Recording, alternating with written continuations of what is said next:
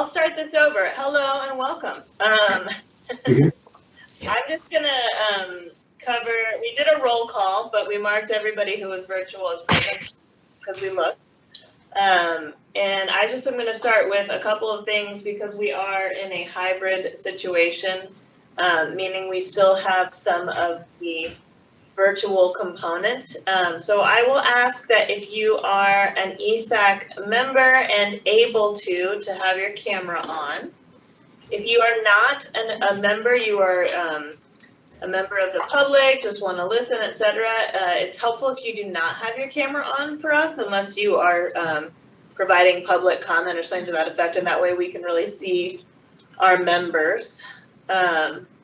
And then on the virtual side, you do have that hand raising option, which to me looks like a smiley face with a little hand in front of it like this.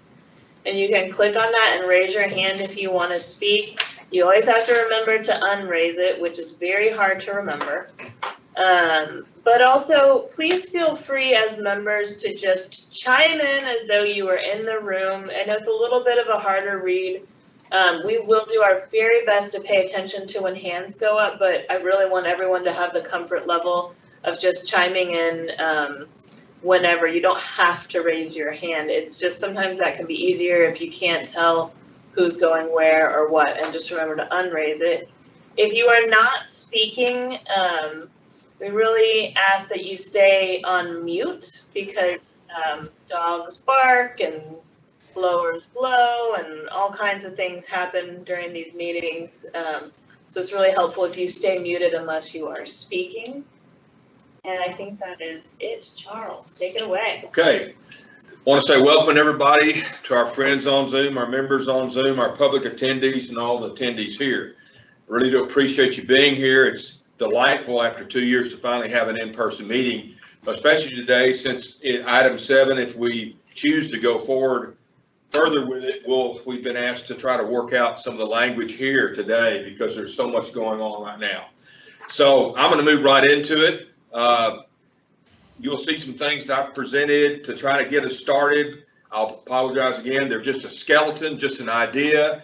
I've learned you can't edit a blank page. So and you can throw everything out that I've suggested. I just wanted to have something to start. So let's move right down the items. First of all do we have any need to amend the meeting minutes from January 3rd, 2022? Anybody? Okay. Therefore, we'll just move on forward. All right. Number 4, we have a public comment from Pioneer School of Real Estate. Is anyone from Pioneer present? Is anyone from Pioneer present? Monty Wall here. I am present. Good, thank you. Is it best to just ask her would you go ahead and talk about what your concern was or your comment? My comment was regarding that the certificates of completion for the qualifying education courses never expire. At least that is the case to our knowledge. If that's not the case, just let me know. We see every now and then, we might have a student, especially we're fairly new, so we'll see an SAE student that comes in for SAE, and when they first started their courses goes back maybe 10 years. So our biggest concern is that we could have students taking the licensing exam with certificates that they gained, maybe 10 years ago, and maybe they're not up to date on things like contracts and promulgated forms. Okay. Please, go ahead, Jen. Okay. Thank you. Good morning. Thank you for being here. This is Jennifer Wheeler. I'm Director of Education. I can say that once we revise all of the qualifying course content for each of those 30-hour courses, we do look at those certificates now, and if they weren't issued post the change to the content design and delivery requirements, then we ask for the syllabus and course materials to make sure that at least they cover all of the required content that is now current. So that's speaking to that. In terms of SAE though, we would probably just process that as a 30-hour elective course that counts toward like a broker's license or something like that. Just to clarify, the SAE, we don't particularly have a problem with. That is where we actually saw that some of the students had been licensed that had really old certificates. I guess if you're having them go back and maybe requalify on some of the courses that were older, I think that would solve the issue as far as them being licensed, taking the licensing exam just by taking a review course, being able to pass the exam, but maybe not being totally up to date. So it sounds like y'all are covering that from a different point of view. I think so, and I completely understand your concern, but yeah, I think that we have implemented a process by which, at a minimum, like I said, we require the education to be up to par with what is currently required. Now, given that that's, we started revising the courses in, I believe, 2013 and 14, and I think we finished in 2016.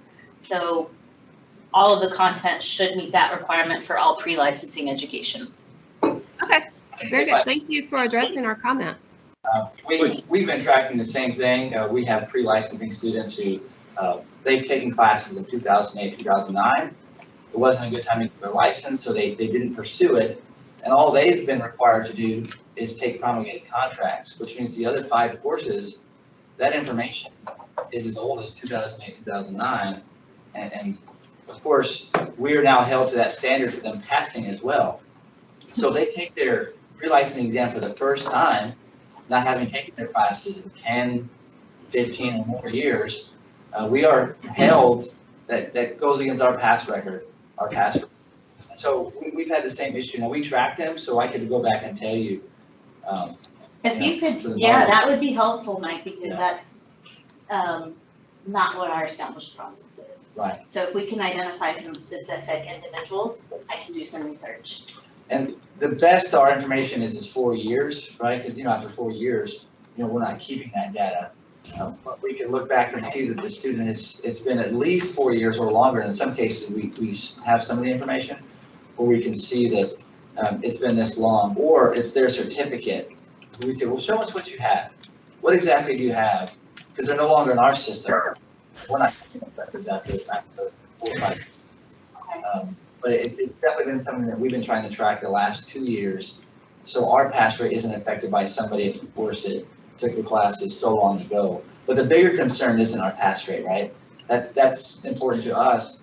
More importantly, it's that this person could be entering this industry with information that is substantially outdated by merely taking an exam prep course, right? So that's the other part of the equation. Absolutely, yeah, I hear that concern. I have two questions. One is with regards to that, I thought about should the school not be in business any longer or not offering that curriculum, maybe they chose to not be a qualifying education provider any longer, and you're going back and asking for that syllabus. Do you ever run into that where it's like just so outdated that it's not even, do they have to repeat that course then? Yes. Okay. My second question that I thought of with regards to just this course certificates in general is, we're so good about license, getting your driver's license and making sure it's the person that's taking the exam and all of those things. What is preventing a student from just duplicating or replicating a certification? So basically just photoshopping or creating documents. Yeah. We actually recently caught one of those. Yes. Wow, amazing. They're typically not able to get them exactly like, the certificates that are provided. And just to be clear, part of the course application process is to require a copy of the course completion certificate from the education provider so that we have a comparison. So we keep that on file. Now, that's not to say that every certificate that comes in, there are thousands a day, gets compared, but, our staff are really adept at recognizing those certificates. So I felt very proud that, the team caught something and was like, hey, this isn't right. And we reached out to the education provider and they were like, no, that's not right. they discontinued the student, kicked them out of the courses. Yeah. Lost kind of document. Yeah, it just kind of dawned on me that, with regard to expiration one, but then also the ability to just duplicate a document like that could be fairly simple. They do a great job of that. And we check for that as well, because if somebody fails, we want to make sure that they were in fact our student and that they took those courses. So we check, and we've never had that happen. They won't do that. Okay. I hope that was the case a few times, I have to be honest. Yeah. Please. Yeah, there are some systems and providers that if you just change your name on your profile, it'll print out a certificate with that name on it. And so what I've seen in other states and other industries is they require like a unique serial number for each certificate. And it's super easy to do from the provider side. And that's on every cert, and then you have a direct sort of one way to not be able to just go and change your name and then, hey, look, 6 certificates. And so, Interesting. yeah, I mean, there should be some sort of feedback loop from Trek back to the provider. The providers are doing it, right? And then the certificate goes out into the Neverland. And So I will say, although this doesn't right now apply to pre-licensing applicants, but we're in the process of upgrading the posting system. So we've always called it the CE posting system, but it is now just going to be the posting system. Yeah. Mike is going to be kind enough to help us test that out. But our education providers will be able, our qualifying education providers will be able to upload qualifying course documentation directly into our database, just like the CE posting system. However, that's only going to be for SAE, broker upgrades, anybody that already has a license, because that's the key to being able to post from an external standpoint.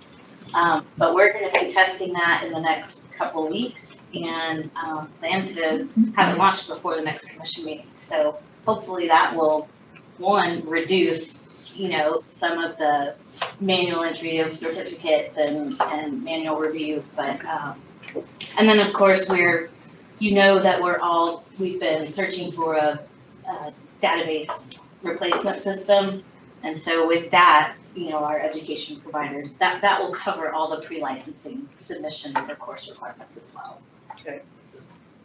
Anybody else have any comments or questions? Yes, Mr. Chairman, so will we be revisiting this concern at some time in the near future? well, that's what we wanted to do today is find out if the consensus of our members is to go ahead and put that on a future agenda item.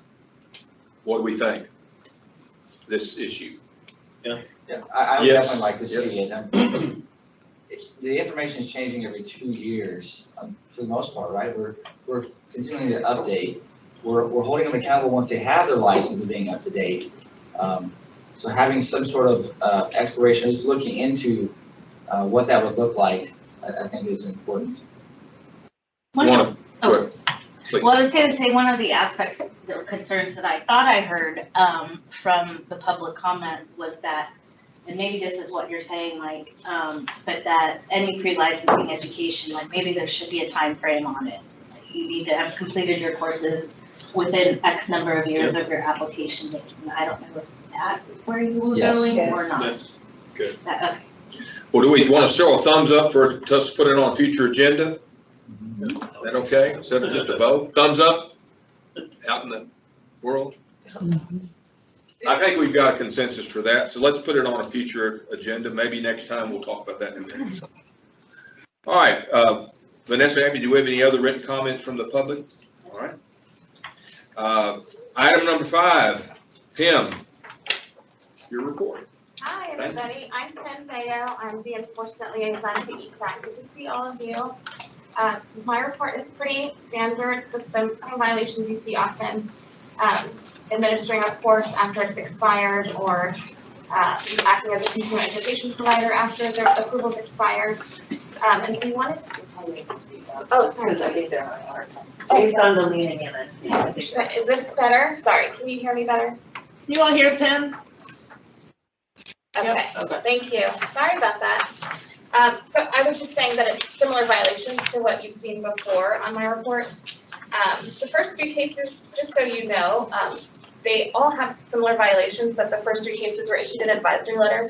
We kind of decided early on because as a policy, if They were offering the courses within like 30 days of expiration, and it was a first time infraction. We would do an advisory letter. And the case where an agreed order was issued, the fourth case, the courses were offered 3 months after expiration. So that's the difference you see there. Are there any questions about this report? Any questions, anybody? Okay, thank you, Pam. You're welcome. All right, item number 6, discussion of possible action regarding broker responsibility working group's recommendation to review qualifying course outline for property management. And I will turn it over to Vanessa. All right. Hello, everybody. So I was actually going through the dates on this, and I think this started in July of last year, as I recall.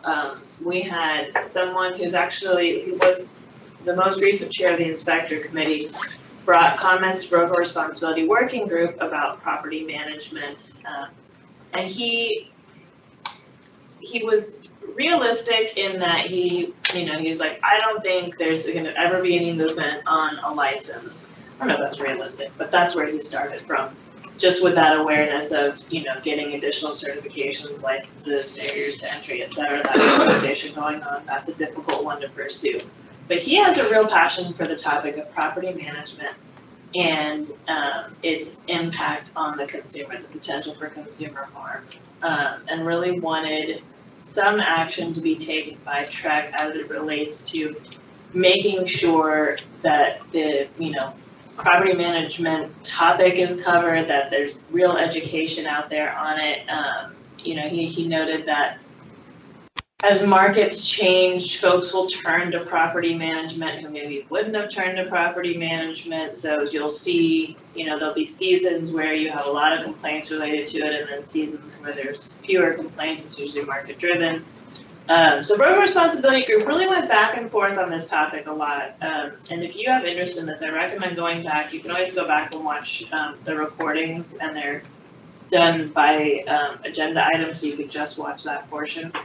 So it started back in July. But ultimately the recommendation that came out of that group was maybe it's time to open up the property management course outline and take a look and see, is it serving the purpose that it's intended to serve? Is there room for more consumer protection stuff in there? Could it be beefed up, for lack of a better term? And so that was ultimately the recommendation that the Broker Responsibility Working Group went with, was to recommend to ESAC to open up that outline. And I think should the group want to move forward with opening up that outline, I think that's like the first of several outlines we're probably going to be opening up to take a look at. So it's a little bit of background on it. The decision point for this group is, do you guys want to vote to open that outline up and take a look at it and weigh in on it? If you had any interest in providing you with more comments or anything along those lines, just to let us know. We can facilitate that conversation. I think Jennifer would be the one to facilitate the opening of the outline. I believe in our materials we provided you with the current one, is that right? Yes.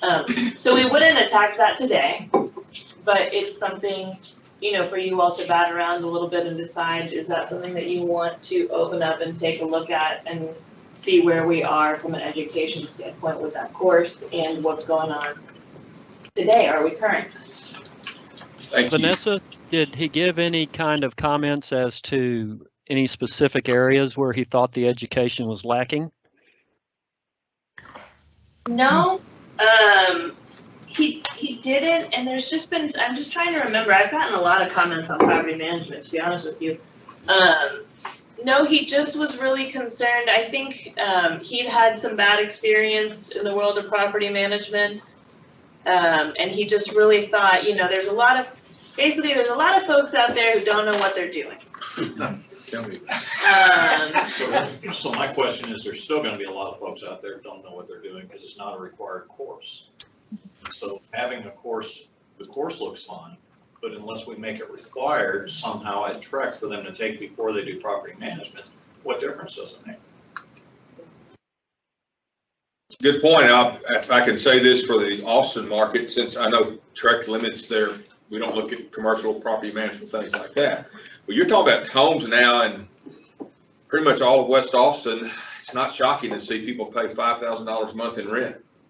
And I mean, it's amazing what's happened. And now there's home builders that are building homes specifically for rent, home subdivisions. So property management's I think becoming a very important part of our potential business.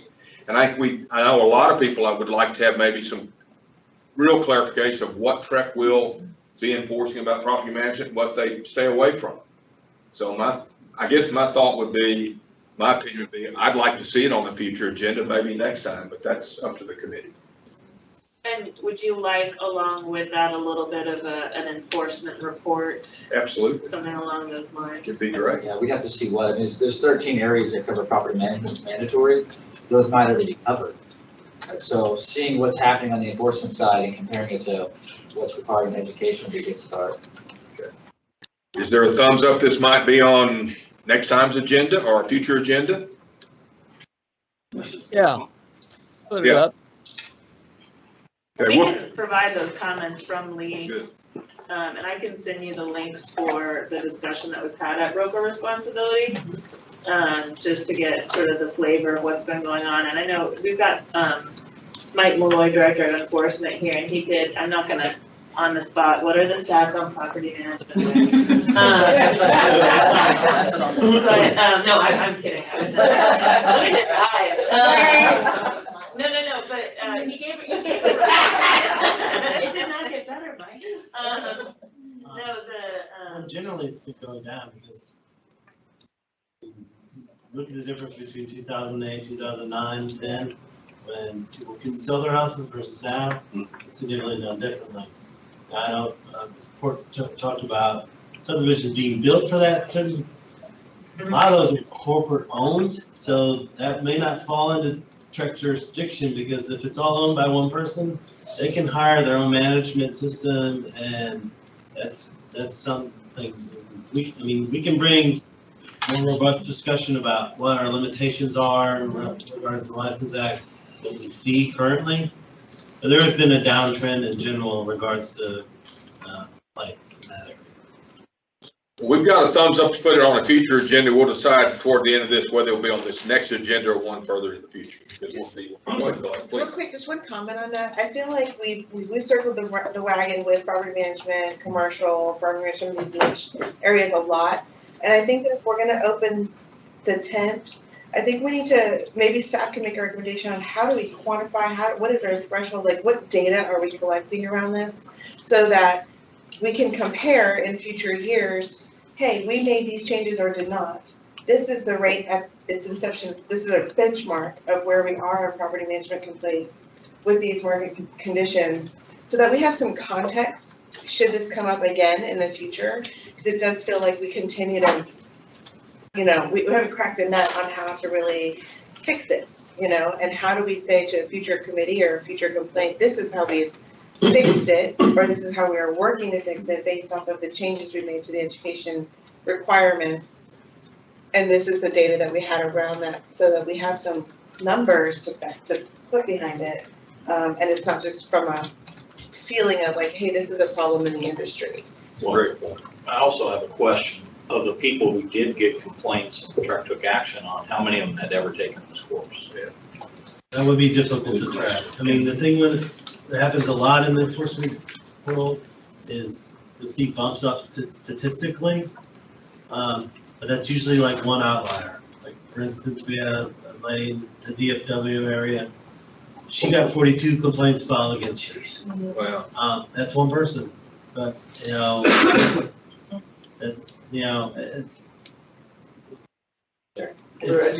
hard to focus on one, and like if there's one bad apple versus looking at the whole industry and seeing if there's improvement in the whole industry. That's where I look at.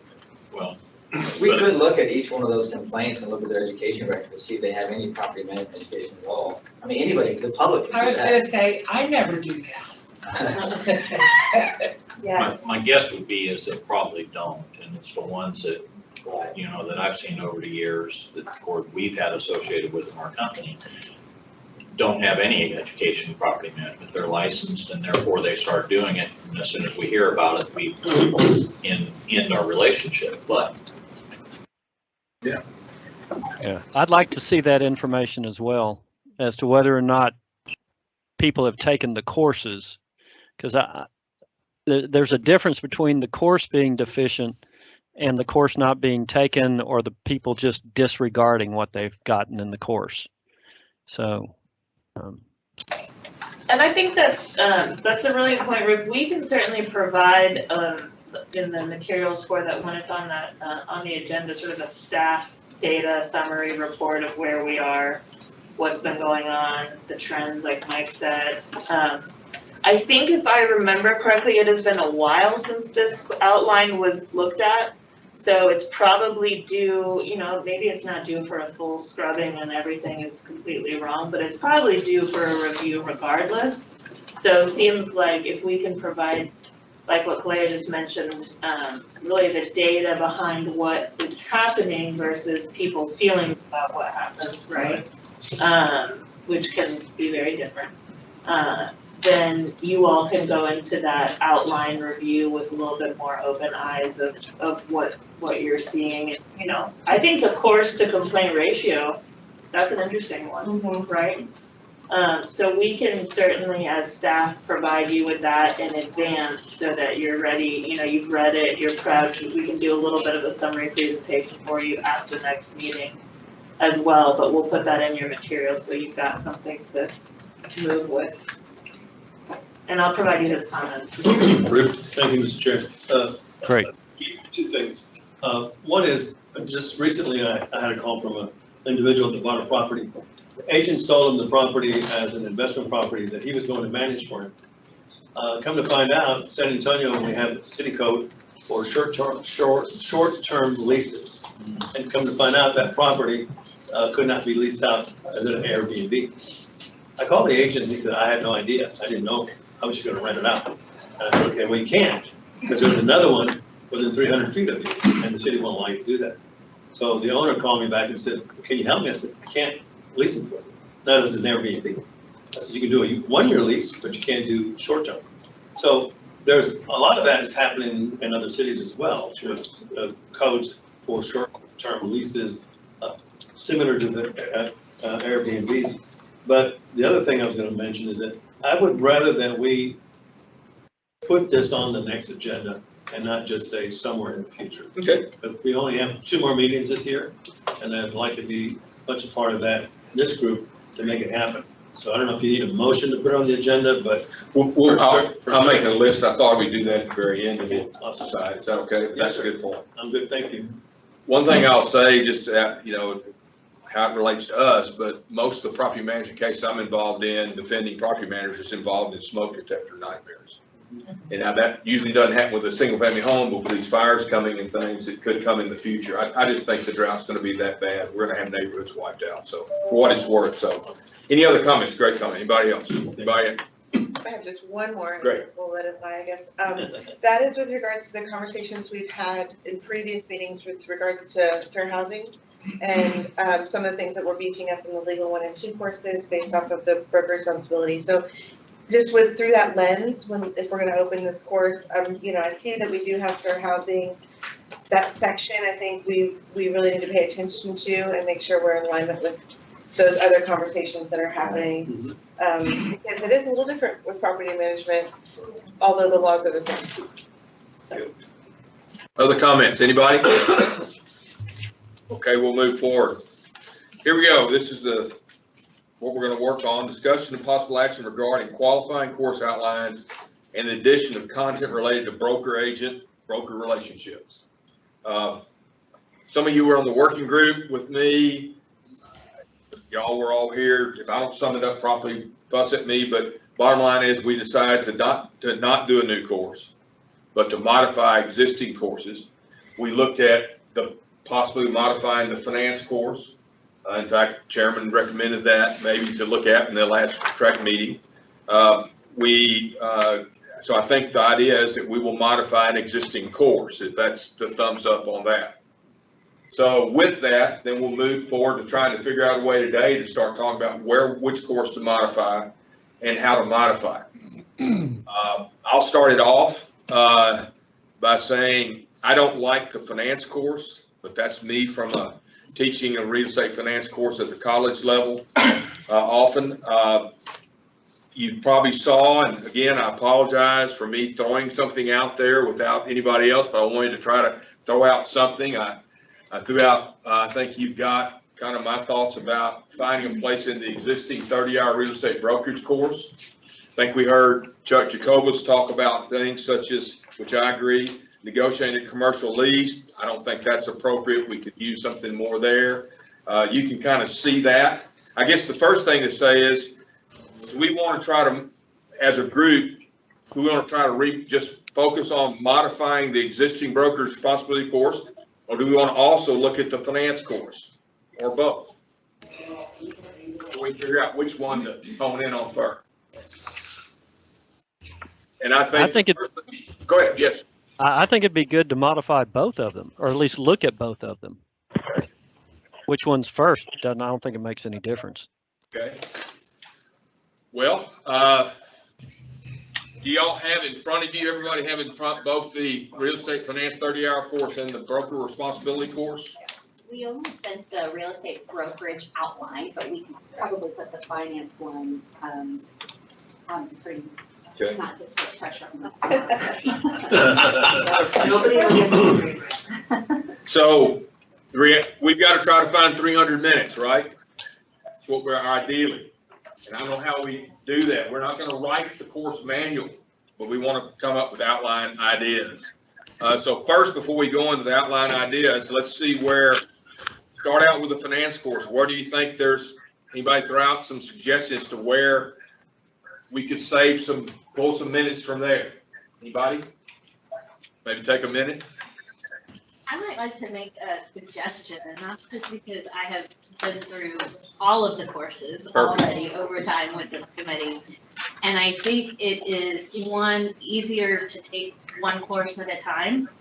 I think also, given, the direction that the committee has been provided with that broker sales agent relationship, maybe we wanted to address the broker the real estate brokerage course first. Okay. Because I think, I don't know that we're going to be able to do a lot in the finance course that addresses the responsibilities the sales agent has to the broker and vice versa. But I don't disagree that it still needs some revamping. My inclination is to go with the real estate brokerage course first, because there's a lot of input on it already. People have done some work. That is just my suggestion, but it is, of course, up to the committee. Wasn't the thought that you would shrink the finance course in order to gain time? There was a thought early on that was, first of all, I think Chair Kessner suggested the real estate finance course did not need to be a pre-licensing course, but could be, considered maybe a requirement for SAE. There's some talk of splitting the finance course, a 15-hour finance course, and creating a new 15-hour brokerage course that specifically addressed this relationship. That I think where this committee ended up through the discussions in the working group was, we all agree that there are some issues with finance. Let's address that, but not necessarily in the context of the broker sales agent relationship. And so, what you've done, what Chuck has done, what several people have done, is taking a look at that real estate brokerage course. Like you said, you've already found 300 minutes in there. And with two courses, I don't know how we split the brokerage responsibility. If we don't want to do a new course, we'd have a little bit of finance, a little bit of broker responsibility. And I don't know how that would meet our goals either. It's not as intuitive for the learning of the student, right? For the student learning experience, it's just a little choppy. And I know you've said that you feel like there should be at least 30 hours in real estate finance. So maybe we don't want to try to take anything out, but just modify what's in there. Well, do we want to start maybe on the broker responsibility course first and see? Any comments up here? I'm sorry. Yes, I think we should start on I said before it doesn't make any difference which one we take first, but I've changed my mind because we only have materials on the real estate brokerage course in front of us. So we're not going to do a very good job on the finance course without the materials in front of us. So I say let's go with the real estate brokerage first. And I think we just modify things in the finance course. I don't think we take anything, try to make it a shorter course. Okay. So I have one question. Yes. So we've got X number of brokers, we have proportionally many more salespeople. And that's where this issue's at, in the salespeople knowing the relationship to the broker. Not that I want to throw a stick in the wicket here, but are we attacking the right thing? What do you think, Jeff? Well, I think, this is a good starting point. I think that was kind of the consensus of the working group. I know that there were some ideas thrown out that, maybe you require the real estate brokerage course, or what we may rename it, as an SAE requirement. So there are still opportunities, to get that out to the sales agent as well. Just through communications plan, the sales agents, when you're doing your SAE, this is a really good course for you. You market it that way. We can have our education providers, just kind of encourage it to students. I think there's an opportunity for us to discuss avenues to get this course out to more people. I was gonna say the same thing. I actually did a poll after we did this, and of 99 agents, I only have 7 that have taken the course. Really? So, I was like, wait, how do you get those agents that we really want to have them take the course? I understand. As a sales agent, it's not for you to go, well, let me take the real estate brokerage course. Right. Why would I do that? I'm not planning to upgrade my license anytime soon. But when we work through this, we start framing it for what it is and what it's actually addressing, then I think we can garner some attention to it. I've been trying to make it a mandatory SAE course. Like, if you feel like, and a mandatory course for those seeking their broker's license, whatever we need it. Because I agree with you. I think that if you don't make them do it, it's like bringing a horse to water, Right. Okay. What course are we gonna throw out if we do it as SAE? Because what we've seen from our governor. Well, we don't have a set requirement for SAE, right? Okay. So you can choose your 3 90-hour courses. Yeah. So this would just be the possibility of making one of those mandatory and then the other 2 elective. Okay, on SAE, okay, Yes. SAE, yeah. I'll echo what Kalea said. I think it's critical the agent understand what the broker expects and back and forth, and what better way for agents to decide if they want to be a broker. So that's, well, any other comment before we try to work through this, look at this outline? Anybody?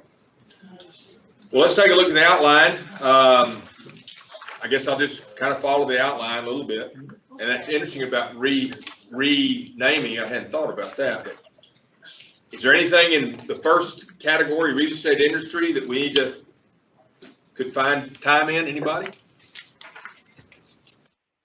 It's only 30 minutes. Okay. Unless you stop me, I'm going to move forward. Excuse me, but what is the topic? Yes. Of this, Chuck Jacobus. Sure. What is the topic, real estate industry? Pros and cons of being a broker outlook, brokerage outlook and trends. Isn't that something the associations take care of?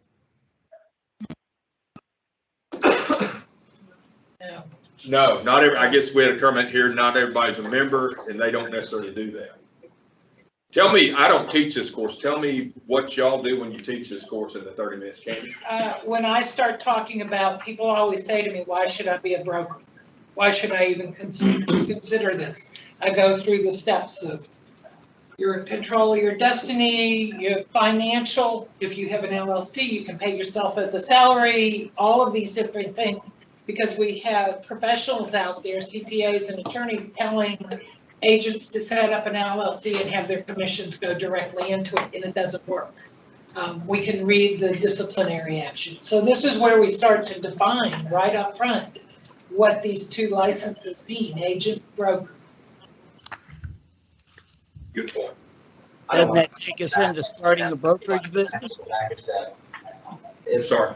the intent here if I'm not mistaken, is that if this is something that we want newer agents to take to understand a relationship with a broker and kind of bridge that gap, yes, then and if we do make this a mandatory requirement, for example, them starting a brokerage, pros and cons, outlook, trends, that would have nothing to do with it, right? We'd be wasting valuable minutes on something that would actually be well used on something that would have to understand the relationship or the responsibility towards their broker and their clients, et cetera, versus pros and cons of being a broker.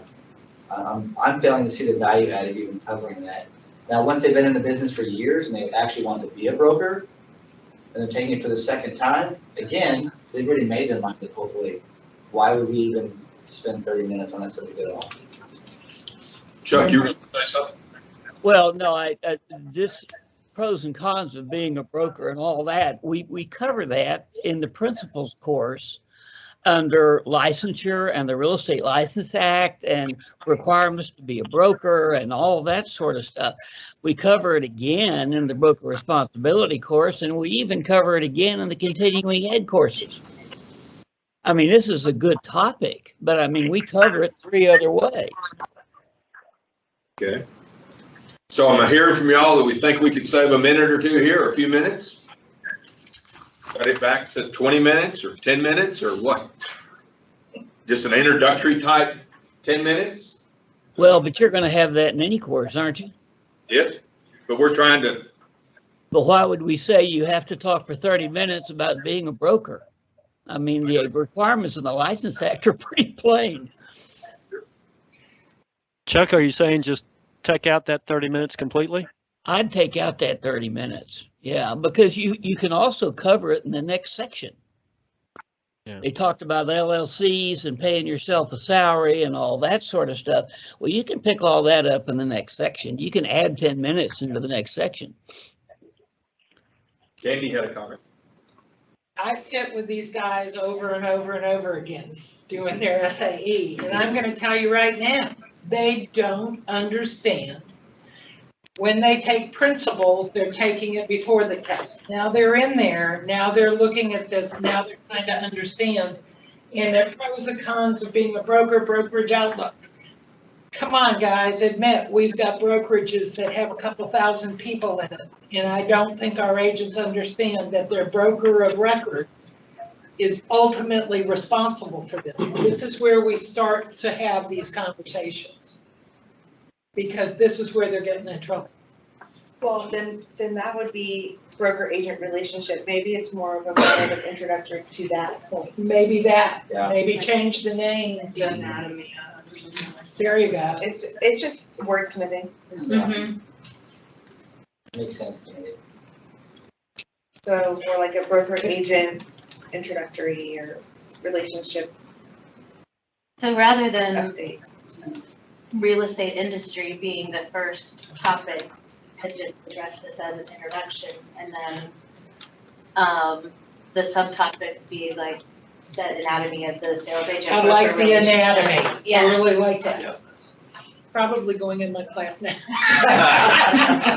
I'll be getting cut. Yes, I will put you, you don't want me to give you credit because your name goes out there. Take it back. So what am I hearing? What are we thinking? Are we thinking keep the 30 minutes and just change the title? Yes. Is that what I'm hearing from? Yes. But structuring it from that, the outlining the agent broker relationship. Yeah, the relationship and the responsibility. Yeah. Okay. I don't know whether we should vote on each one of these areas or just keep a tab and then come back and vote on, or what we think about, what's the general, Vanessa, give me I some. would keep going, and Okay. then I think it's always helpful to go back once you've Perfect. kind of plowed through, and then even go back again, maybe Sure. next time, let it digest. So likely, what we'll do, staff will do, is take all of these recommendations, draft a new form, bring it to you at the next meeting, and that way you have another round of. Perfect. Yeah. Perfect. That'd be very helpful. Starting a brokerage business, we've got 110 minutes there. Is there any place we might say there? Anybody have an idea? We've got initial planning, 30 minutes, startup purchase an existing brokerage, 20 minutes. choosing business structure, franchise, independent LLC, naming the brokerage, configuring the brokerage, naming the brokerage is 20 minutes, start up a purchase 20 minutes, choosing the business structure, well, that comes to 60 minutes. That seems a bunch, and maybe should Trek be teaching that? If we look at disciplinary actions on unlicensed LLCs or paying an unlicensed company or unlicensed company accepting commission, I think you're gonna find out that choosing a business structure, that's where this is falling into. Oh, yeah, I see lots of people misunderstand it. It's unbelievable. They go, huh? Other comments? It's a consensus, right? Go ahead. I was gonna say, what I actually really appreciated before when we went through, like, you know, it sounds like Candy, you teach it, and then like you teach it. Like, what does it look like? What does this section look like for you? I mean, just kind of a little bit of a download on what we're seeing out there. Okay, so you have people, when they're in SAE, they're in the first 2 years, they're deer in the headlights. They've taken 180 hours, thought it was gonna teach them to run their business, and they go, no. And so now we start into this, and we have the tax ramifications, you know, quarterly. And I just had somebody tell me, oh, I don't pay Social Security, and I said, yeah. Yes. So when we start this, we have the conversation, we talk about, we start in. What kind of, are you in a big firm? Are you in a little firm? What are you doing? Who's overseeing you? How's this going? How are you getting commission checks?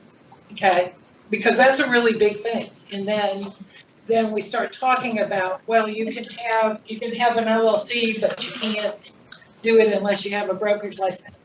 I got to tell you, I just taught this last week, and I had 4 phone calls afterwards saying, what do you mean that my LLC has to have a brokerage license? I said, if you want that.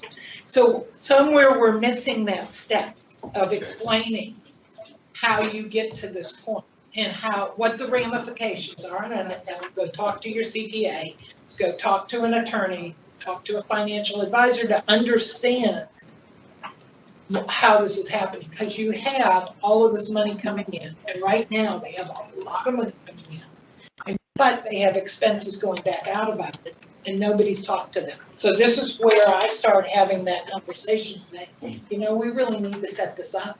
You need to have your company in line. So when the IRS comes knocking, you're there. So to sum that up, what I hear is a little bit, again, of wordsmithing. It seems like starting a brokerage business is one thing, but it's really brokerage business and best practices. And unreported licensees should be probably added to this list. Say that again, I'm sorry. I was just adding the unreported licensee and what that means to a broker when they have somebody that's not a realtor or, you know, a member of the association, and what that means for the broker with regards to liability, et cetera.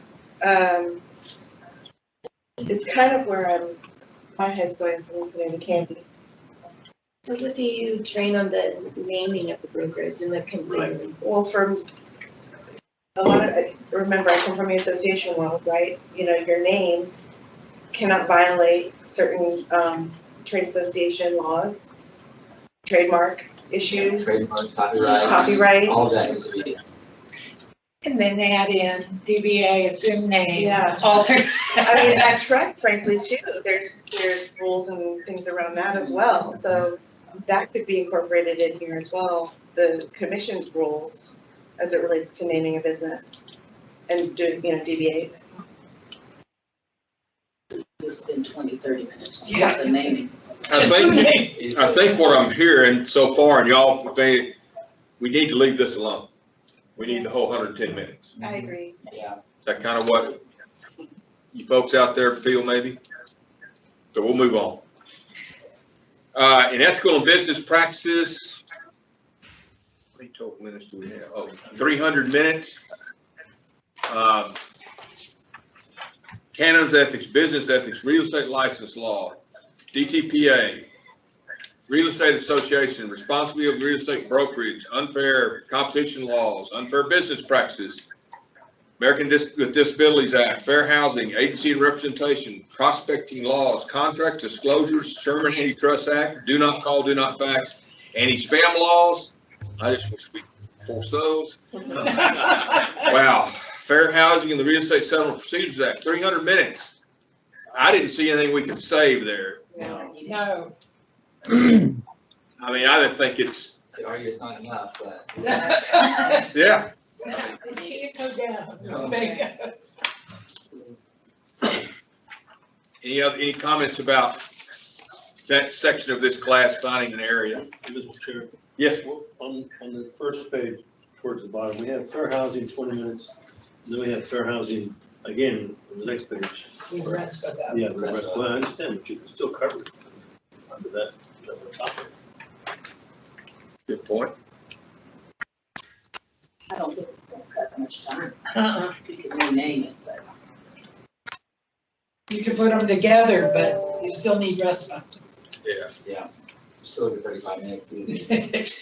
There's an element for the antitrust especially that I think could be added, and Kim, you can speak to this from teaching it with regards to social media. That is just real special right now. Right. So I should have brought my helmet and my black dress. So I don't know if that needs to be called out specifically. I know this is high level, but I'd like to just bring that up in regards to social media and antitrust violations. And it could just be a subtopic of that Sherman antitrust. I mean, it's that hopefully instructors are covering it, but it needs to be in there. Yeah.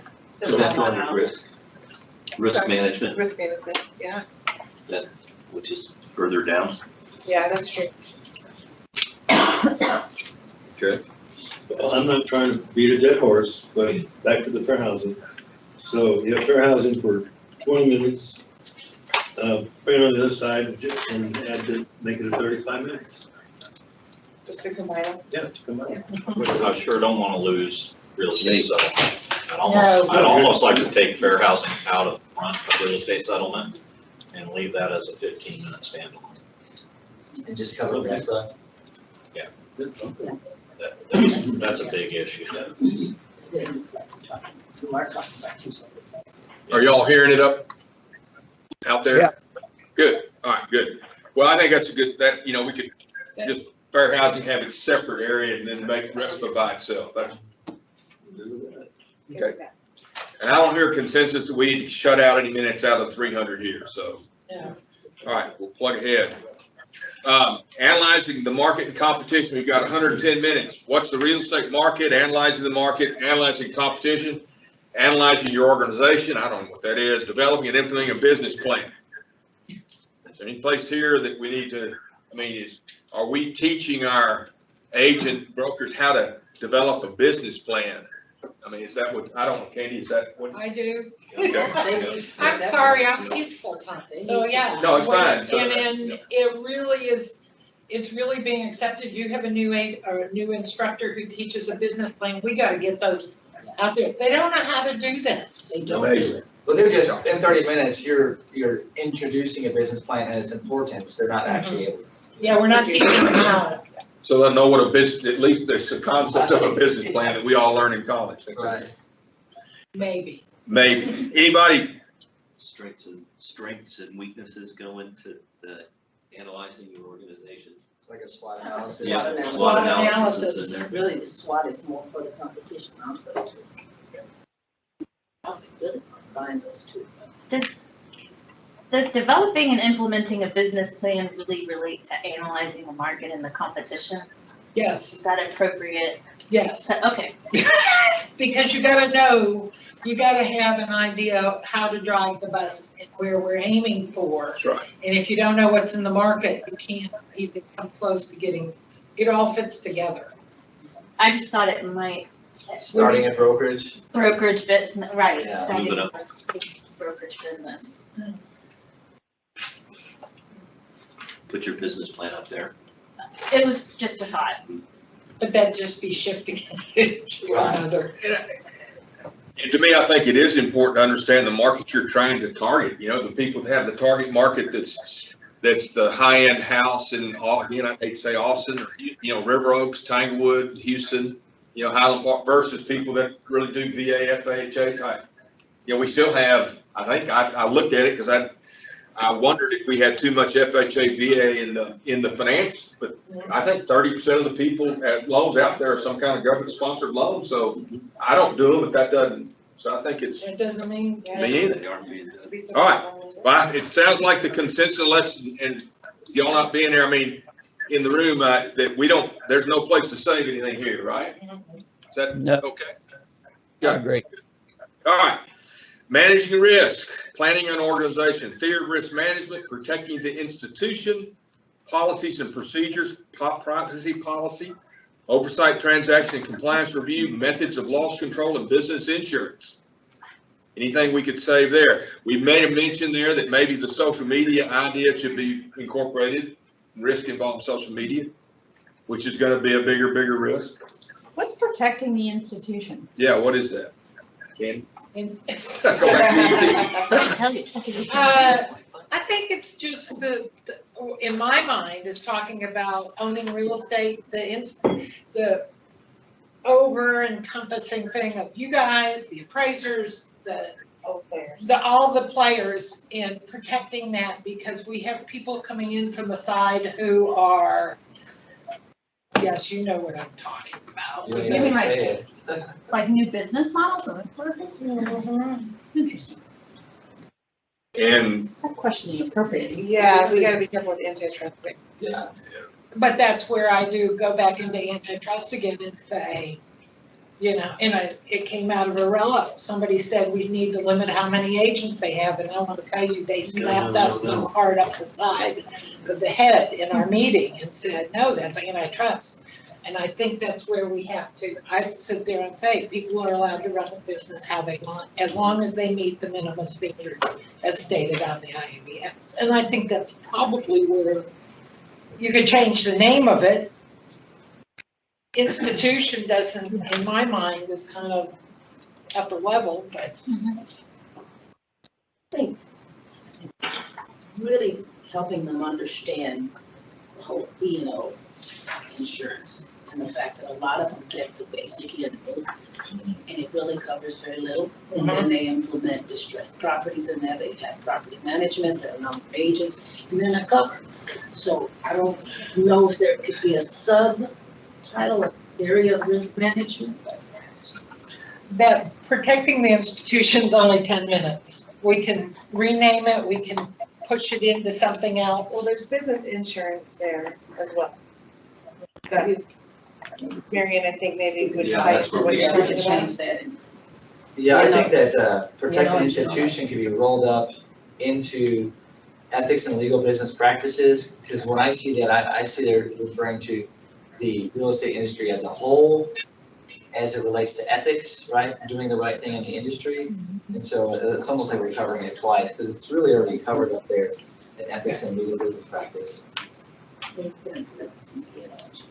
so we might could move managing risk around, but we still won't have any. It's just 10 minutes. Like one thing that maybe it's because of the background my family had in insurance. Every time I mention that you better be careful paying the cheapest premium on E&O and look to see what state that underwriter's in, because they might have a capital requirement that's so little they can't cover. At one time, Texas capital requirement for setting up an insurance company, underwriting was only $300,000. That's all the capital you had to have.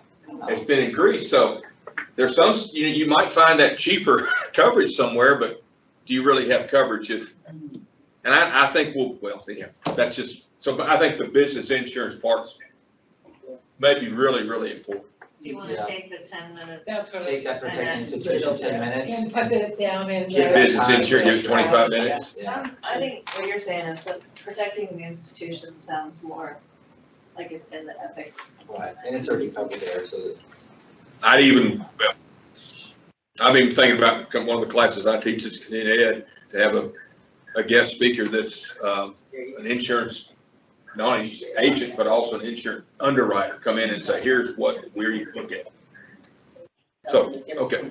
Like a, spotlight or something. Yeah. All right. Financing your business. I'll just throw out my thought. I thought we could save 80 minutes here. I just think that, how much money is needed. I mean, I'm more focused. We want to teach them general business ideas. But again, I don't teach this class, so I may be too harsh. One idea I thought of is maybe instead of this financing your business portion, you could add the record keeping requirements, things like that into managing risk, but you can maybe combine these. Because we don't have record keeping anywhere. I mean, do we teach them about financial statements, what's the net worth and all that? I mean, is that something we don't? I don't do that until upper level. Yeah. How much money?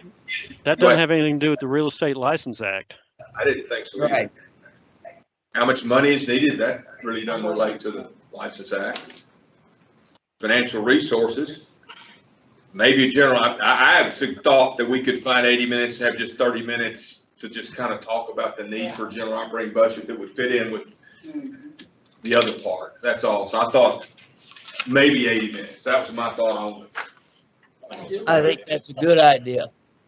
I like Kalea's idea of making sure there's something there on record keeping. Managing risk though. That would be under management risk. Yeah. You could take here. Wouldn't it be under compliance? Kind of managing risk where it says oversight. Oh, right. Compliance review. So maybe we could move financing business, move the 30 minutes left. If there are 30 minutes left in financing business, move it into managing the risk and mention it there. Maybe. I don't see why not. What are you Get leaving? rid of this section altogether. Just general operating budget and record keeping and move it up into managing risk and get rid of financing your business.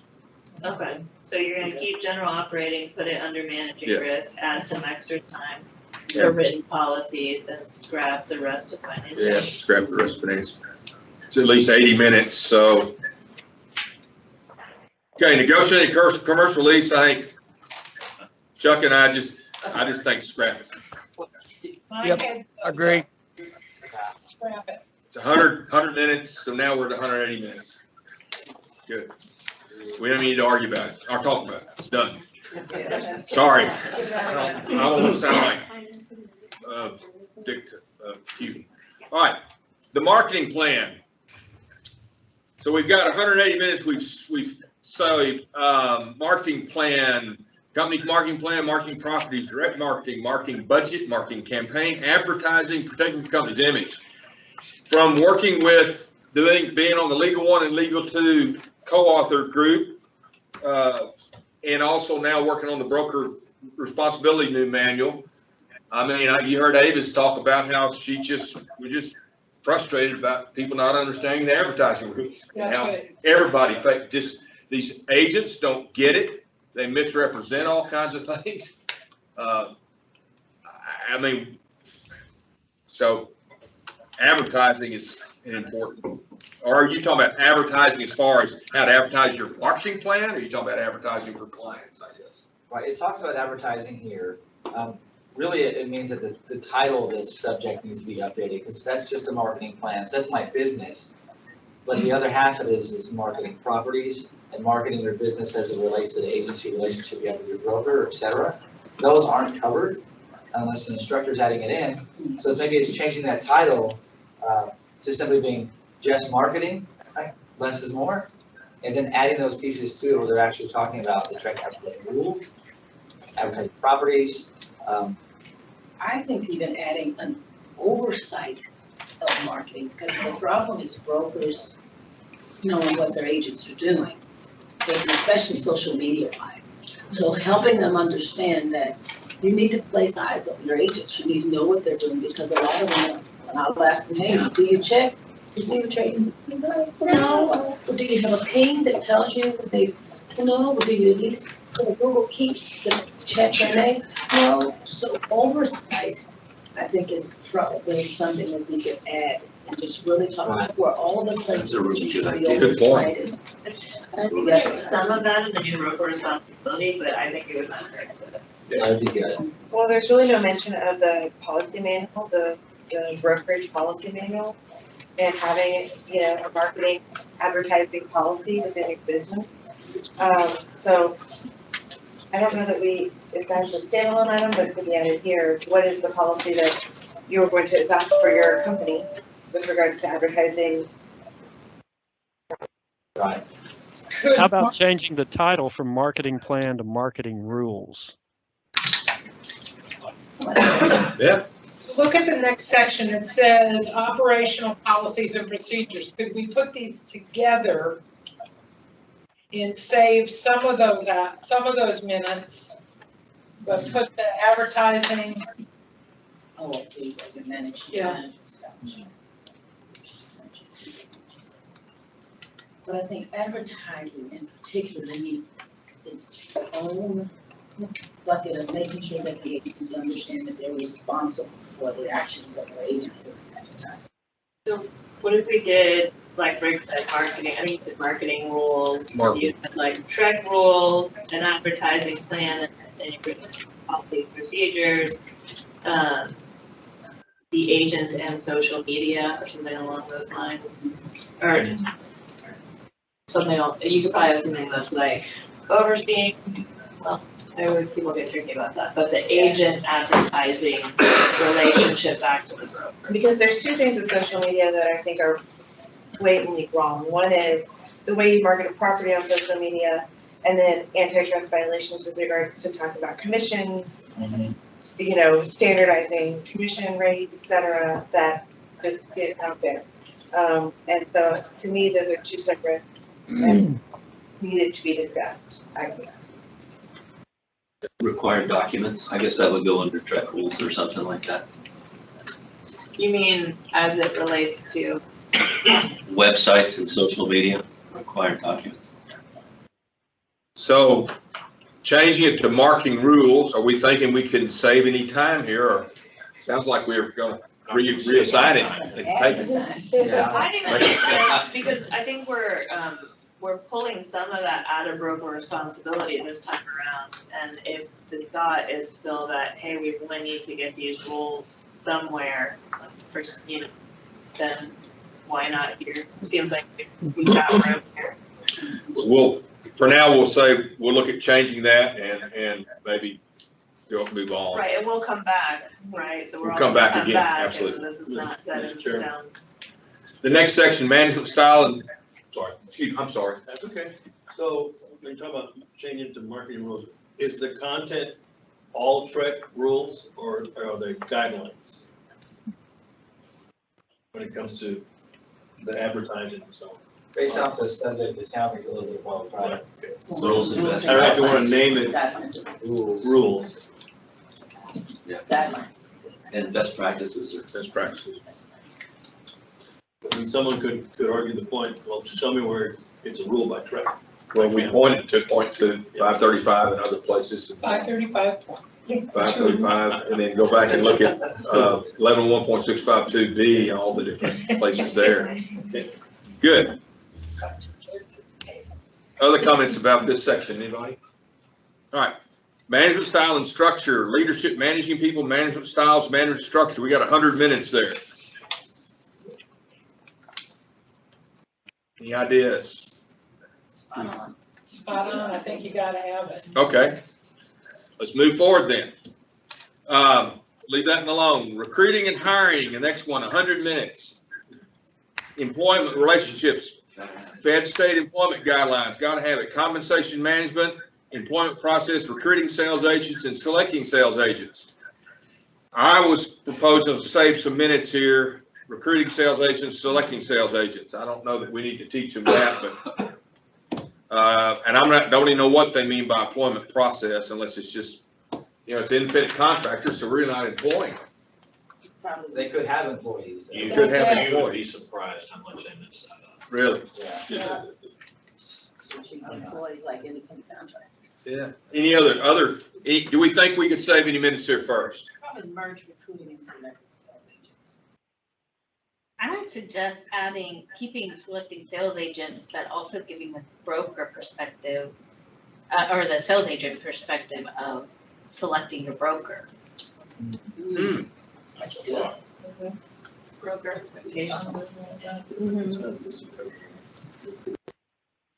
So it sounds like employment relationships, federal, state employment guidelines, compensation management, all those in employment process we need to keep, and probably keep just maybe, I don't see, I guess maybe, am I hearing there's no minutes to save here? No. Okay. I think that's correct. From recruiting sales agents to selecting a broker. Selecting a broker, Selecting a broker. and then leaving selecting sales agents. Okay. Oh, but there are TREC rules about what brokers can do or cannot do in recruiting sales agents. Okay. Okay. So we're at, Hey. Charles. go ahead, I'm sorry.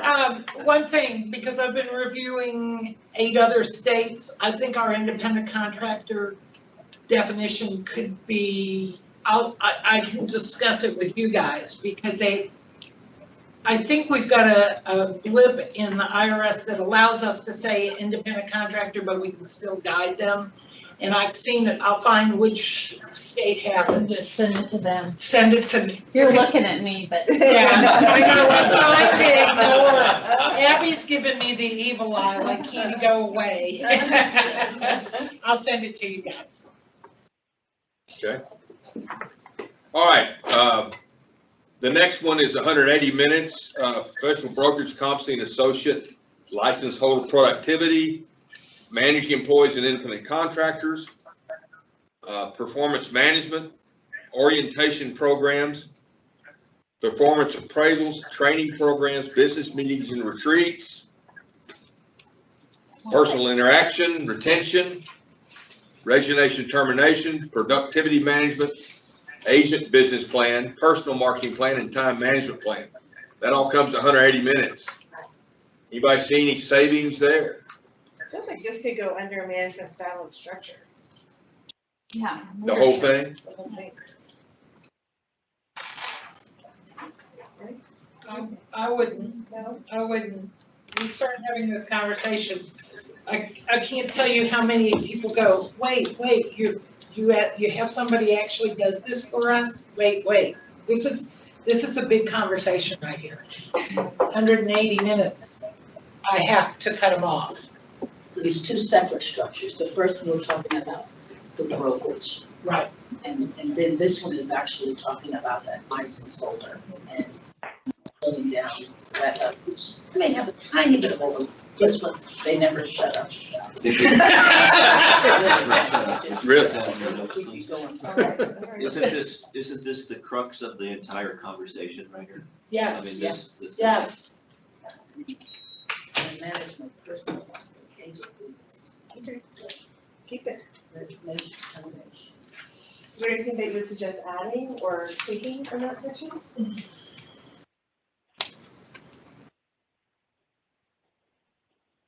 We could maybe look at tweaking it, or Maybe wordsmithing a little bit of it, but What personal, I see he's got a question mark about personal interaction. yeah, that's just 10 minutes, but In here?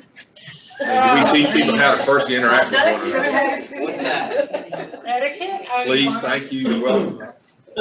Business meetings and retreats. Yeah, that's the other one I didn't get. What do you teach? On business meetings and retreats, I say to them, you know that as an independent contractor, we can't require you to do it. However, we are required to make sure you're competent, 535.2, 531.3. When we ask you to go to a retreat or someone asks you to go, there is a benefit to it. How much time do they spend on it? 10 minutes. It's just saying why you might be asked to go. That's important because that's one of the very few times the broker really gets to try to train or talk about industry things and bring in speakers. Okay. All right. I think the consensus, we leave this one alone, so we're still at savings so far of 180 minutes. Is anyone opposed to dropping associate added the title of that section. Yeah, I feel like, Yeah, that would be I a feel good like one. because we have so many conversations about the broker associate, that including this in a topic outline. Yeah, that'd be good. Okay. Yeah. And even the description of that doesn't quite cover the contents. Right. So looking at the whole title and description. Okay, entire section.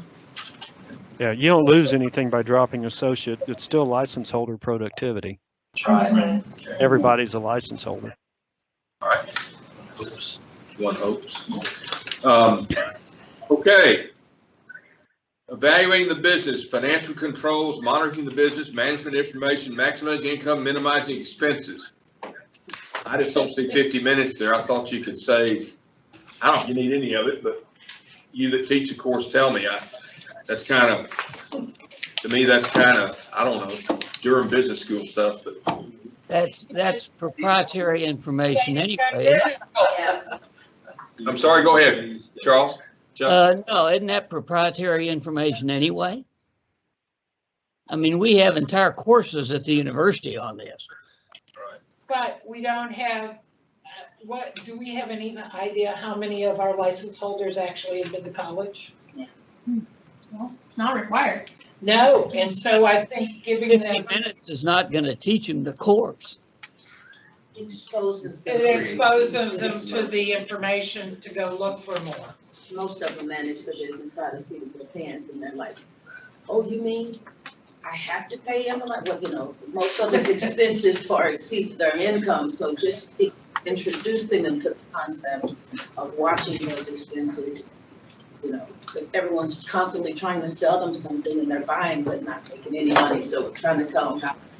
Just, it's an overview, maybe 30 minutes, but for sure it definitely needs to touch them because they don't have a clue about this. Could we take evaluate business and some of it and take whatever's left and put it in the brokerage business on the first page? Keep it all in one place? And Sure. maybe Makes sense. Hang and on. I mean, 50 minutes is just enough to either scare them or convict them, right? They're not going to learn anything. Yeah, Starting the brokerages? Chuck, I agree. Let's move a couple of those things up into the first section. And the rest of this, like I said, these are management level courses. I don't know what you can teach them in 50 minutes. just expose them for, Expose them to the possibilities. maybe just expose them for 20 minutes. We could save 30 minutes and move whatever's left up to the. How do you expose them to monitoring the business for 10 minutes You can't. and maximizing income for 10 minutes? What about moving into financing your business? Or did we get rid of that section? We got rid of that whole section. Okay, so Go ahead, Andy. high school, they're not taught this. College, if they go to college, they may get it.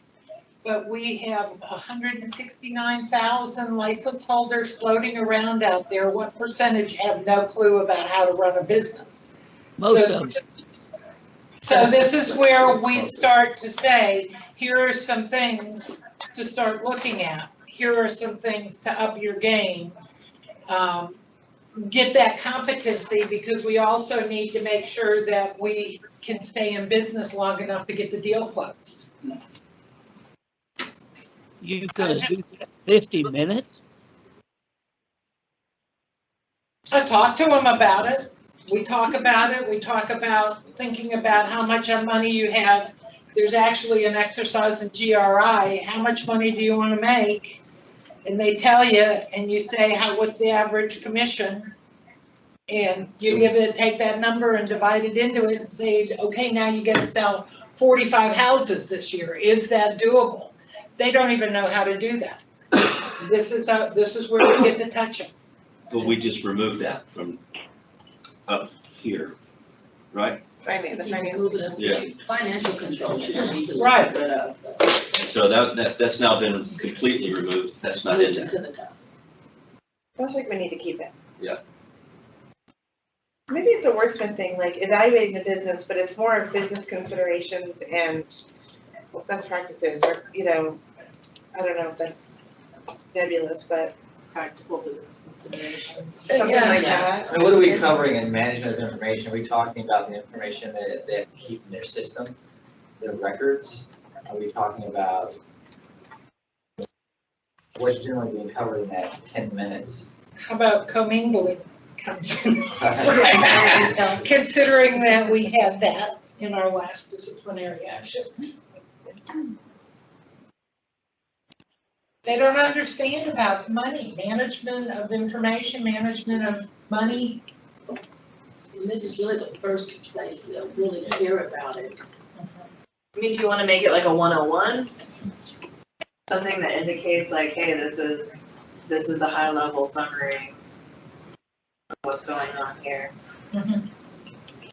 What are the top 3 things that you think when you teach this course can be that have the most impact? I'm going to go back to the beginnings of our canons of professional ethics. Fiduciary, financial controls, monitoring our business. We're helping people spend hundreds of thousands of dollars. Do you know where your business is? Okay, we get into management of information. Do we have to, okay, we have people not understanding what they should be communicating, and then we have people communicating too much information and giving advice. I love when somebody says, well, I'm not going to turn over that offer because I don't like that consideration. That may be a management of information that goes in. How do you run your business? How do you make sure you're not overstepping?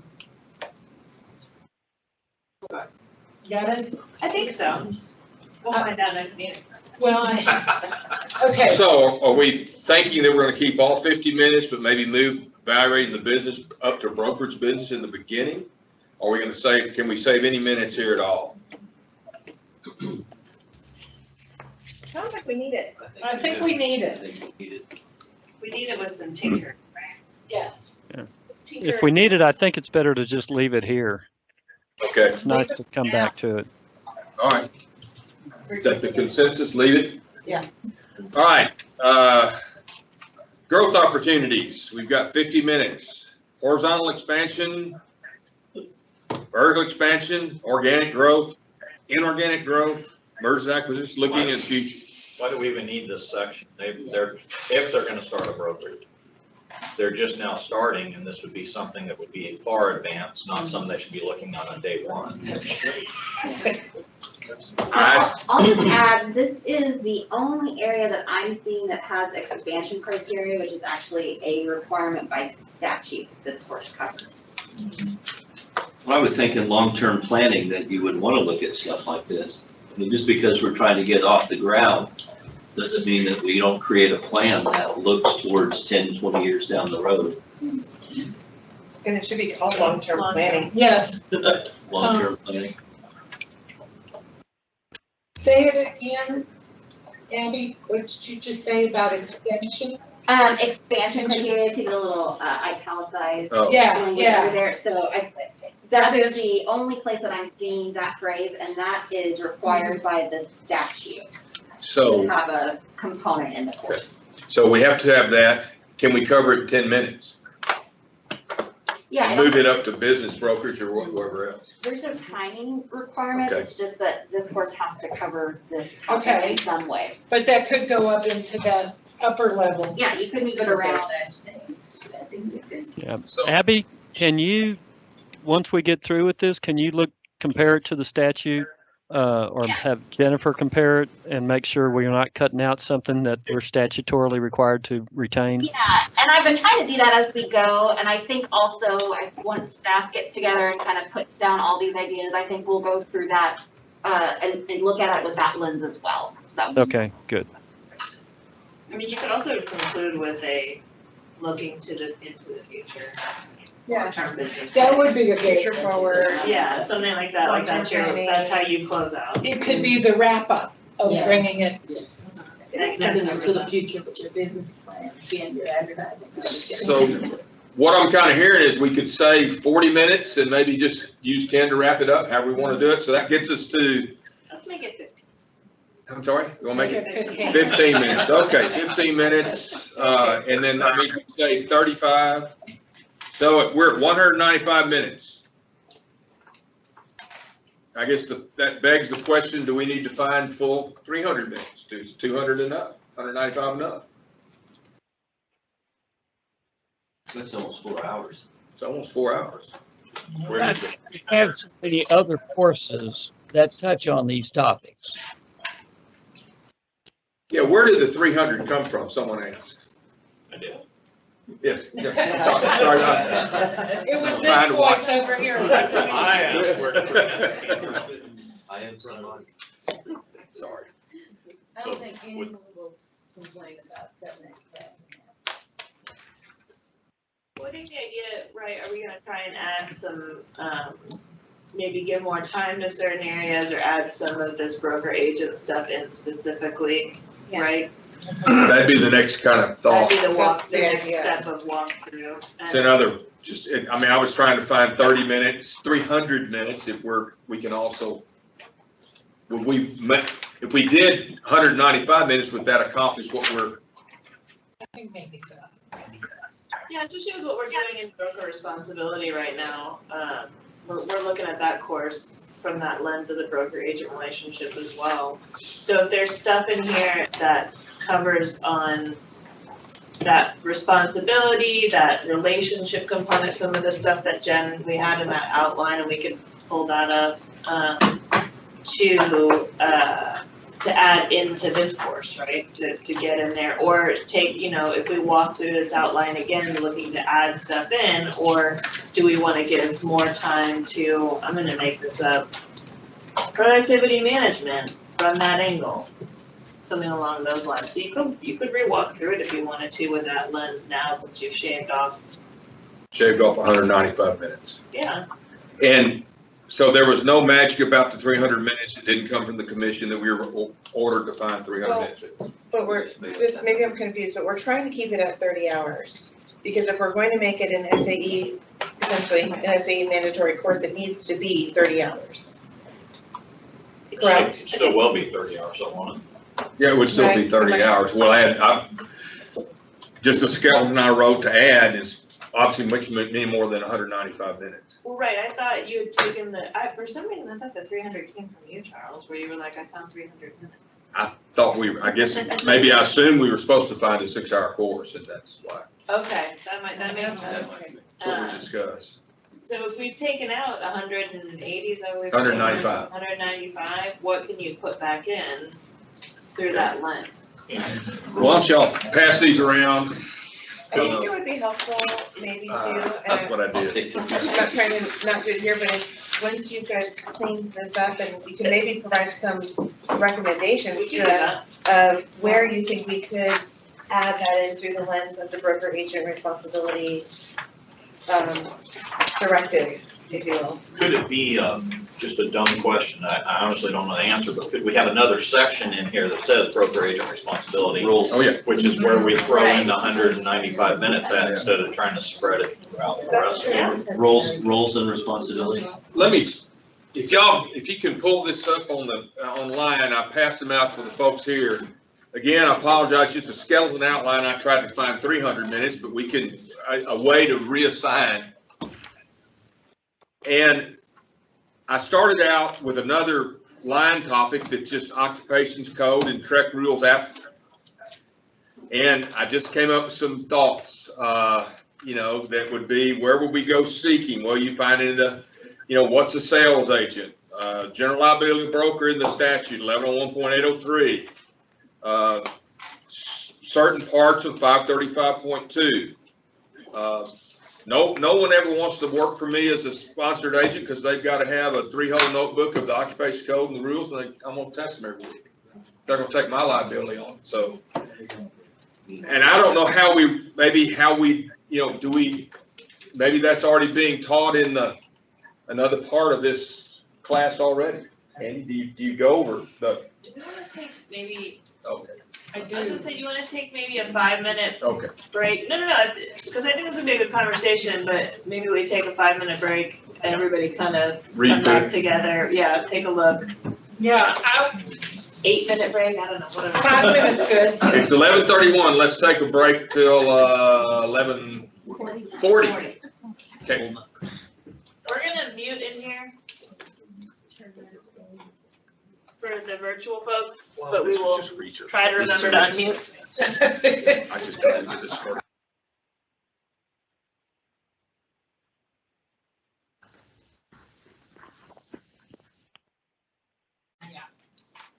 Thank you very much for coming back, and this has been a very productive meeting so far. I appreciate everybody's input. It's just wonderful.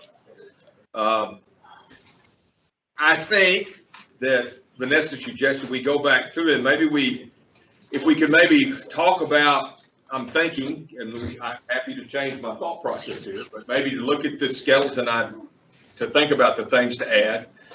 A lot of this is just areas that I pulled out for research purposes of sources, the occupation code and the rules. If you go to the second page, I have two sections I had suggested. One, agent's expectation of broker, and other, broker's expectation of agent. The next one would be geographic competency, which we have a good bit in the Legal 1, Legal 2 manual. We're adding that to the broker responsibility manual, which I happen to be one that's going to propose. I'm writing that draft. Then other liability issues, which you can see a bunch there.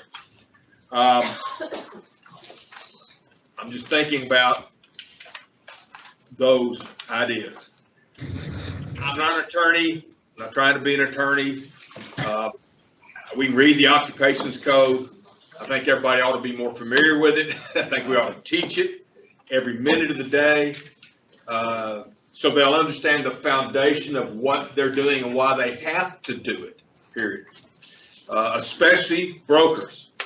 Brokers that don't answer their agent's questions and refer them to me or Candy or Chuck or somebody else. Drives me nuts. It's delightful once, but not all the time, where any difficult question comes up, and even the simple questions where they ask you to give advice to them about certain things on a contract.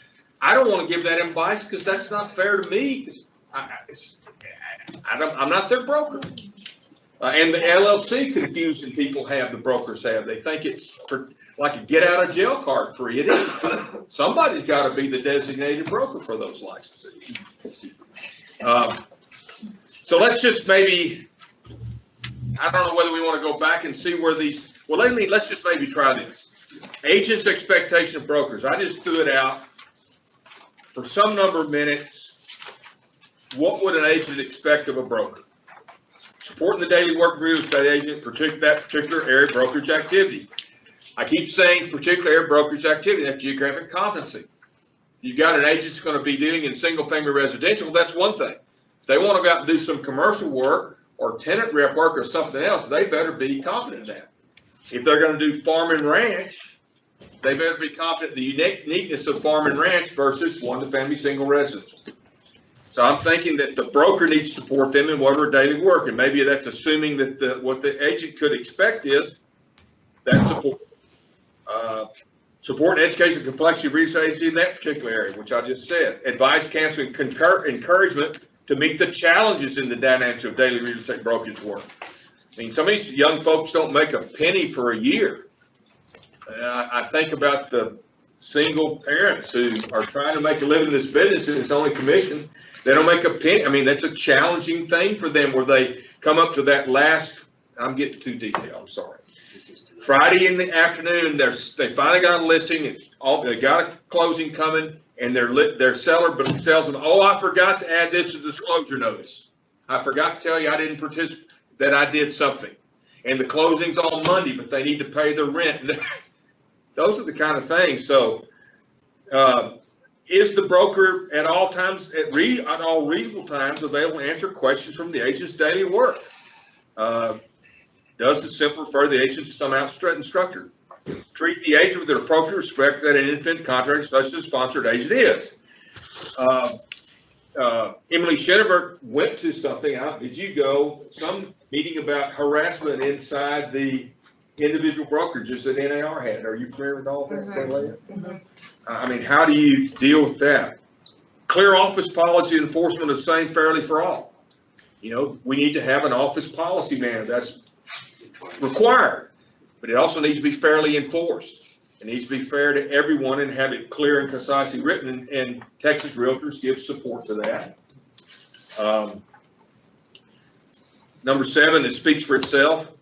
Maintain a working knowledge. If they've got questions about how to interpret one of these, they'll call their attorney. And that sponsoring broker ought to have an attorney to call, period. And of course, the broker agrees to ensure the agent broker honor and meet the regulatory status. I don't know what you put in agents.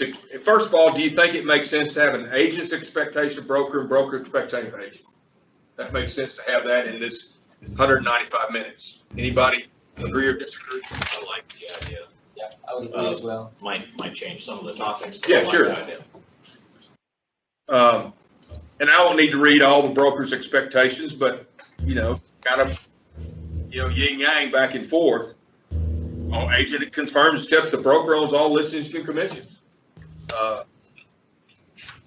Agent agrees to seek advice. Agent agrees to keep current on track education requirements. I'm assuming the brokers check on that and the same thing. So I don't know what the topics would be.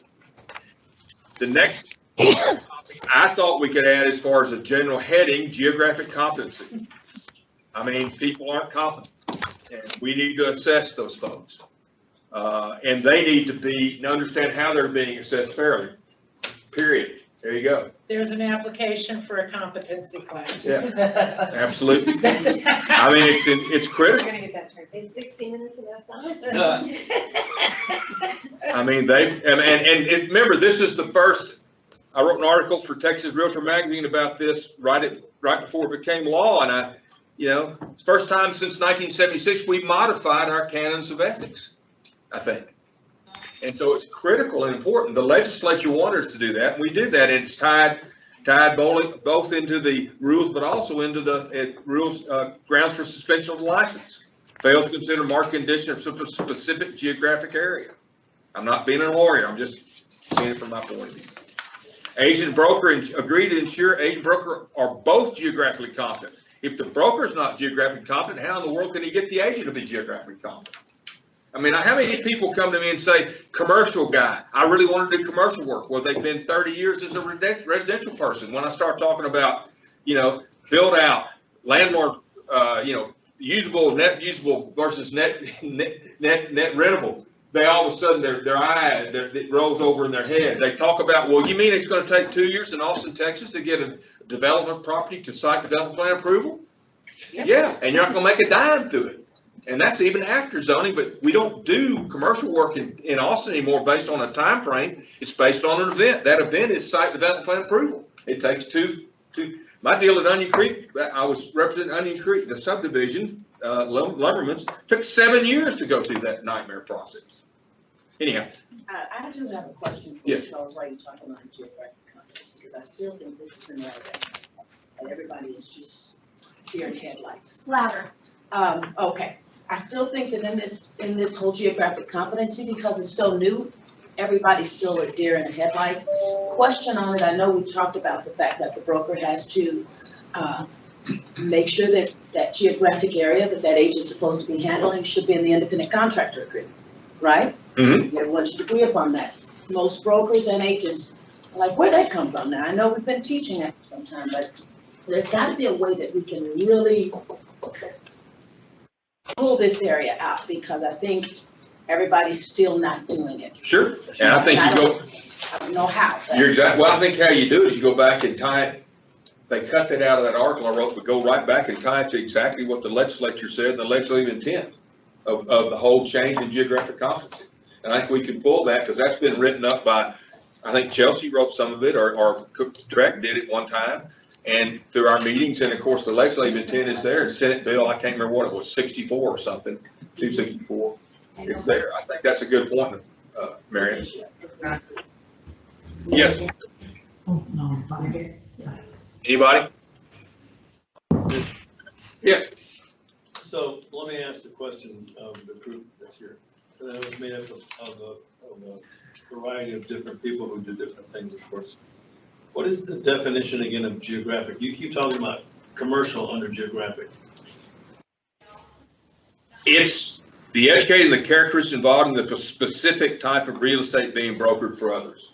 Okay, so specific types of real estate being brokered for others can be residential, commercial, and all the other aspects of that. So in reading what NAR put out, what our San Antonio board puts out, they make reference to, but not taken, I don't want to quote NAR, but I can almost quote Sable.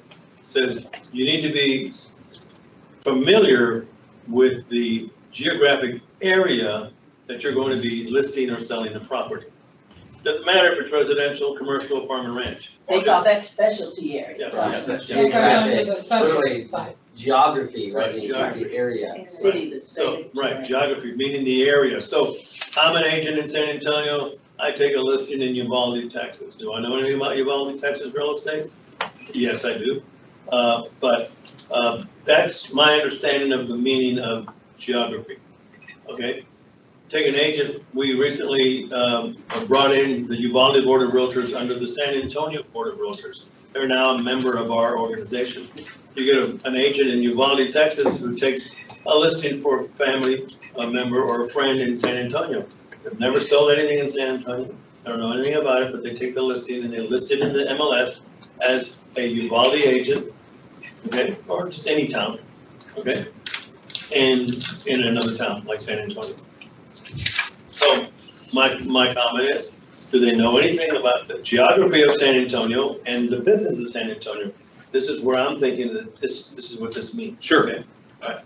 So how do we then tell that agent? That's part of it. Yes, sir. How do we then tell that agent, you can't list this property because you don't know anything about San Antonio or Corpus or wherever? You shouldn't be listing it. Well, no, go back again. They're a member of the board of that association. And they should be able to list a property as a real estate agent wherever they want to as a member of that. But if I'm the broker and I'm sponsoring that agent and I'm responsible for his activities, I want to make sure he understands not only the geography of Uvalde, right, but also understands what it says under, when we changed 531.3 to add, we added local market and conditions affecting the geographic area. Right. We then in 1101.6, I mean, we talk about on 6526, we talk about fails to consider market conditions of the specified geographic area.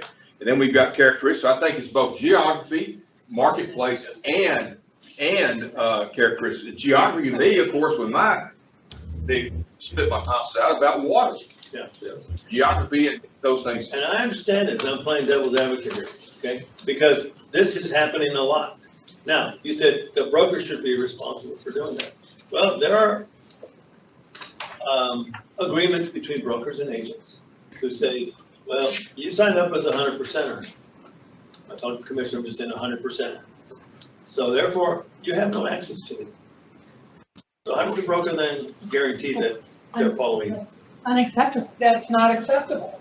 The 535.2 is flat out says it. So who's telling the broker that? If there's a complaint, we will. Most of the agents aren't going to complain because they don't want to screw up whatever decision is. Well, and that's sort of the nature of the lens we're working through on this and making this, putting it in their faces with regards to being for SAE and for somebody seeking a broker's license. I agree. So how do we make it stick? How do we make it mandatory? How do we make it?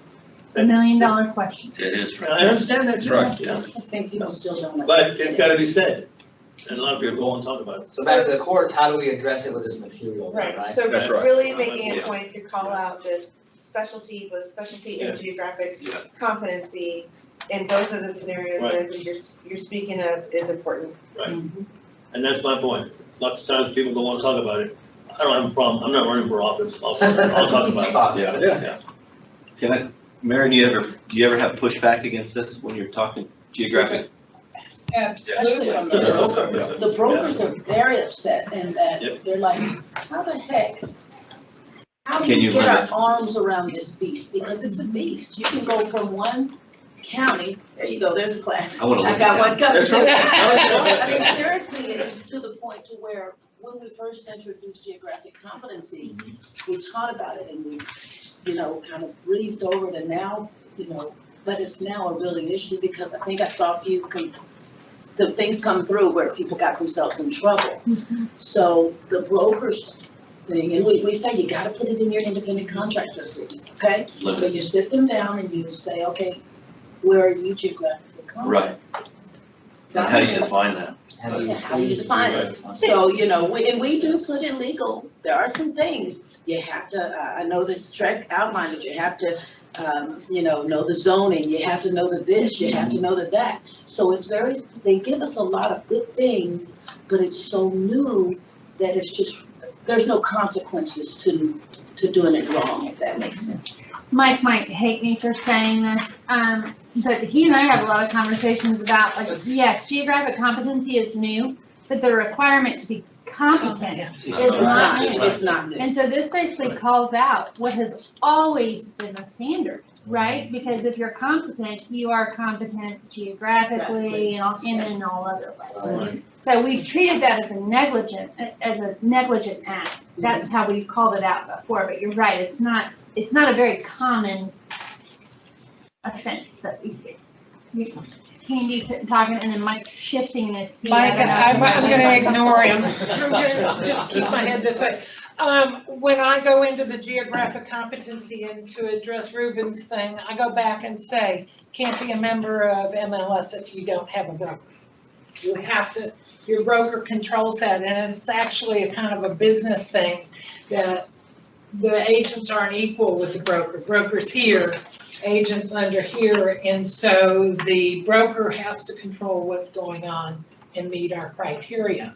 So I have that conversation that, yeah, I know you were told you could do whatever you want, but you can't, because if you don't do what your broker says, you're out. Yeah, I mean, they're also the ones that have the relationship with the client. Absolutely. Or the obligation. I think to support that, you look at what the statute says under 11(1.803, general liability broker.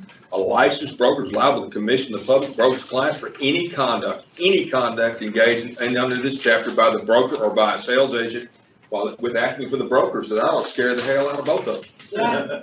I mean, really. And you go back, then you go and look at 535.2, it's obvious. I mean, I think to me, and I'm the one that's trying to draft the geocompetency stuff for the broker responsibility manual, and I appreciate these comments, Ruben, because I'm going to add all that in. It's all about not only physical geography, good old elementary school geography, but also, if you look at both characteristics of the market, what do they really hire us for? Understanding of the marketplace, and then the specific areas of real estate. So it is, and as we've said, competency's been a requirement by a broker for a long time. In fact, if I was an underwriter of an errors and omissions policy of a major number, I'd make sure if that broker wasn't educated in assessing the competency of my agents, I wouldn't underwrite that loan. I wouldn't sell that. That's a great. I don't.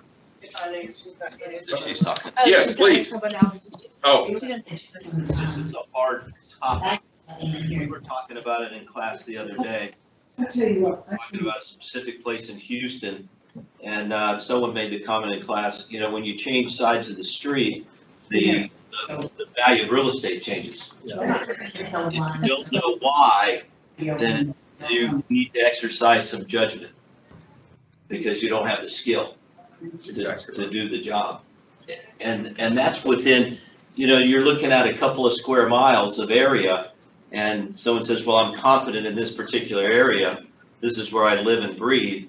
Yet when you move just a few inches over from one side to the other, everything changes. Well, I mean, you may be competent in West U, but you're not competent on Braze Bayou, which continues to flood even in the non. Yeah.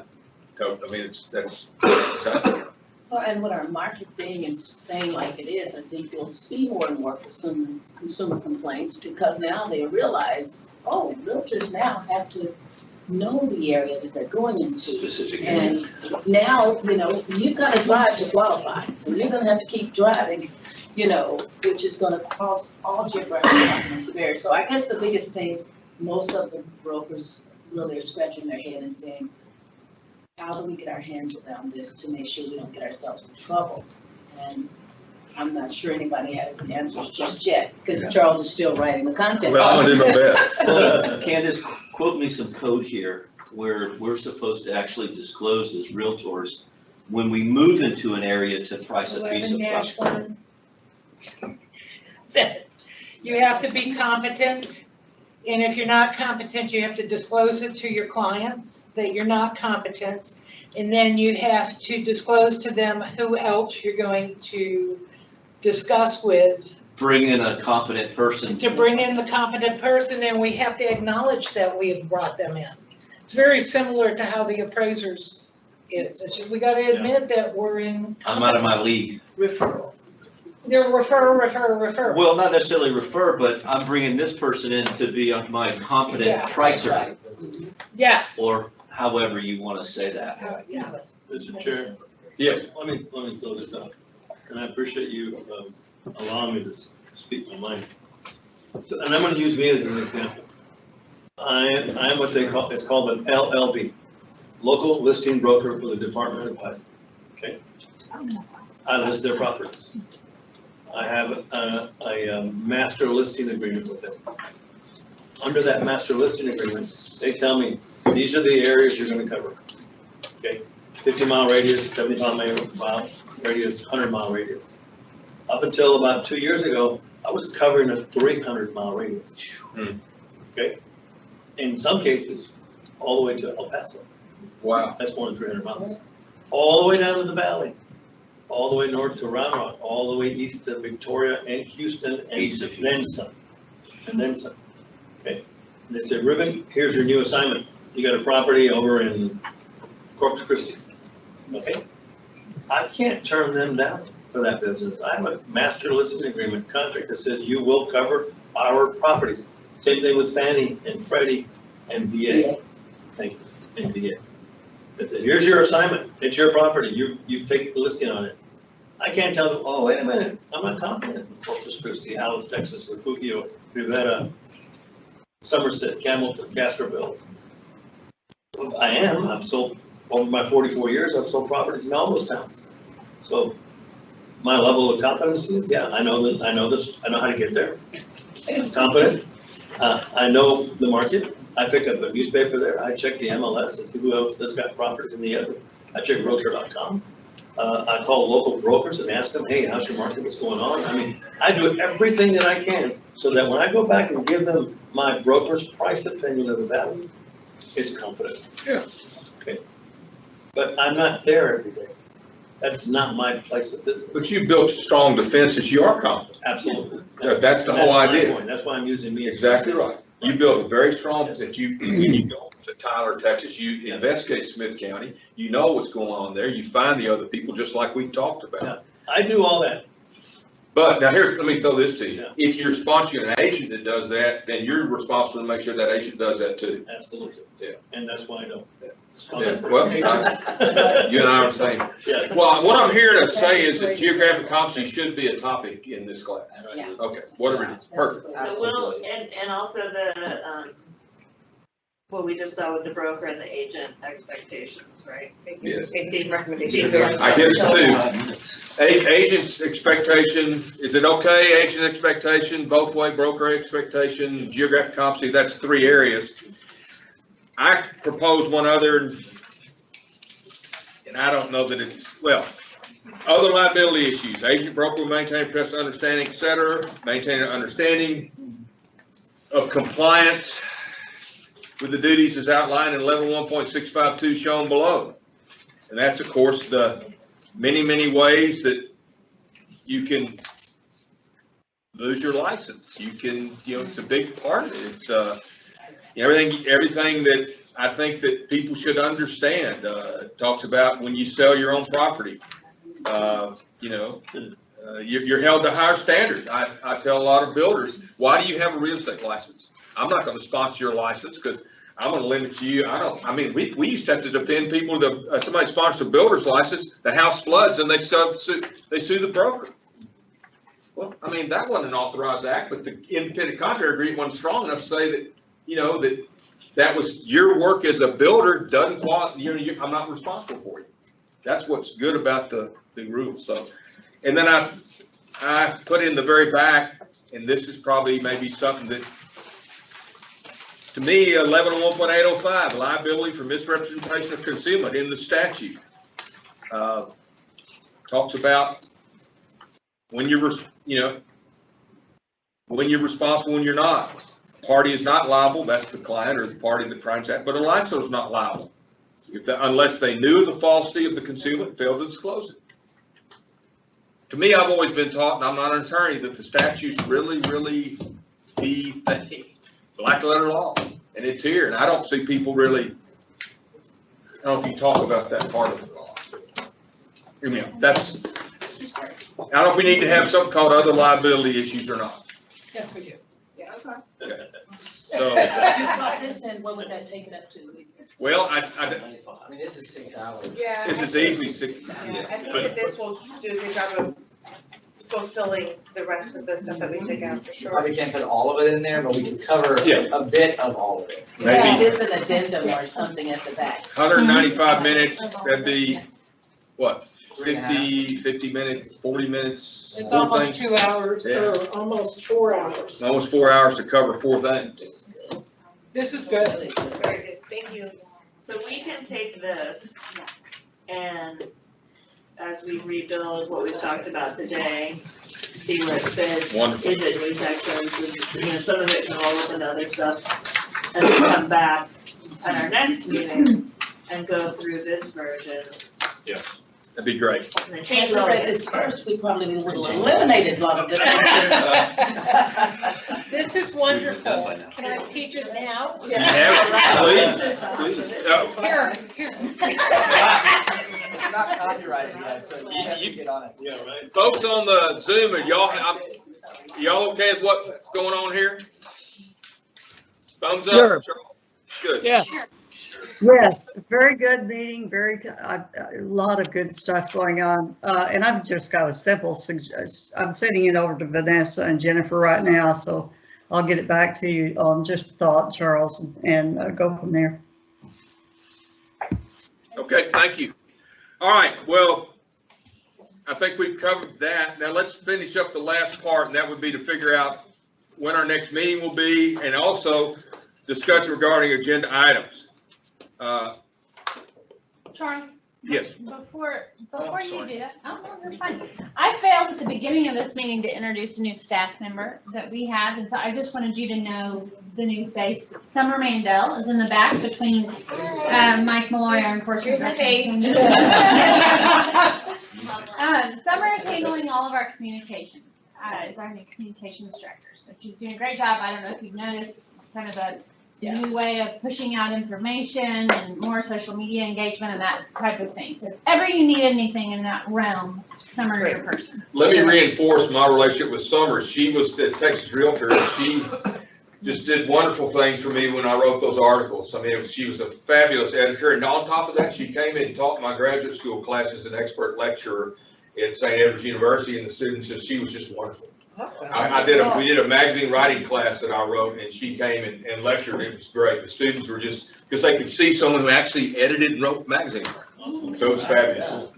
Tickle pink at some. You know, that competency article, I was joking with Tony that I'm the one who edited That's that exactly what. information out. I'm sorry. I remembered. No, I mean, Hold on to it. no, it was a good article. I think we only had a certain number of pages. That's what I said to Tony. And we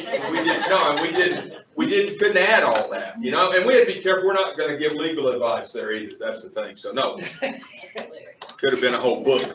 Thank you for that. Okay. I see 3 things that we could put on the agenda. The first one, of course, obviously is gonna be, don't we agree we want this broker responsibility stuff next time? Yes. That's one. I don't know how much time that'll take. Then we've got the 2 other issues that could be on this next agenda. Certificate of completion and the property management course. Do we want to put those on the next meeting or wait till another meeting thinking broker responsibility will take a lot of the time? I say we still put it. Yeah. And then we can have some action items for future meetings. Okay, perfect. Okay, so we've got those, and let's talk about meeting dates. The next meeting, July 7th or July 5th or 6th. Anybody? I thought we already did this. Yeah, we've already locked Oh, they're already locked down? The 7th is the thing. 7th's the date?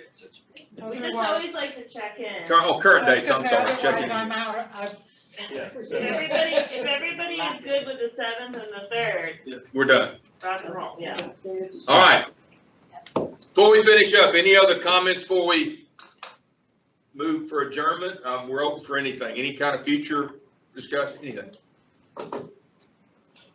Going once, going twice. Sold, American. Thank you very much. Yeah. Great job. Thank you. Good job. All right. What a wonderful person. Thank you, Charles. Good job. Thank you. Thanks, Rick. See you later.